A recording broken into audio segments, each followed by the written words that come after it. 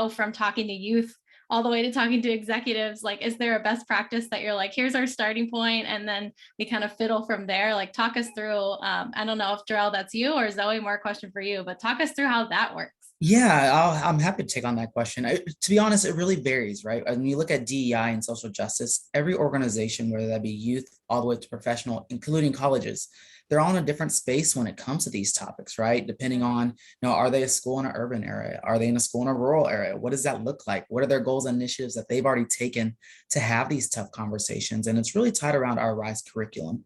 Our RISE curriculum is built in 6 major buckets, and that first bucket is around identity, and it's tied to a skill of reflection, right? How do you talk about oneself to understand yourself and your identity, and you have conversations with other people amongst themselves and their identity, right?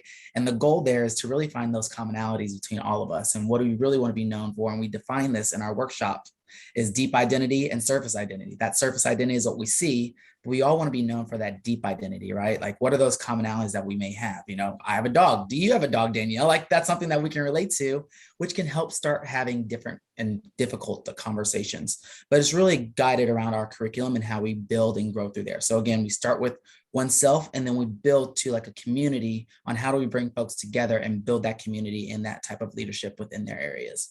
Mm-hmm. Yeah, and I'll just add to that. I think that curriculum piece is so strong. We really have started from our chief programs officer who creates the curriculum and has been with RISE since its inception, really uses some of those best practices from earlier work in the educational space to make sure that we are aligning those 6 topics, as Jerrell mentioned earlier, to those skills that are going to take people further. I think at the base of what we do as an organization, it's really about creating the safe space for the hard conversations to take place. Mm-hmm. So while we do have that curriculum, we're not standing in a classroom educating from a standpoint of you might see in the other educational experiences. What we're doing is creating that space so that people get comfortable, are getting their own identity, figuring out what's important to them, but then they're able to have the harder conversations with their peers, whether that's teammate to teammate in the sports space, or whether we're working with front office staff and it's a larger, more organizational area that they need to explore.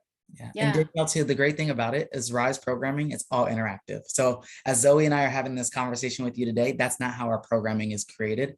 Like Danielle, you are actively going through a workshop and you're participating in a fun activity to allow you to have these conversations, right? And that's what makes that space safe.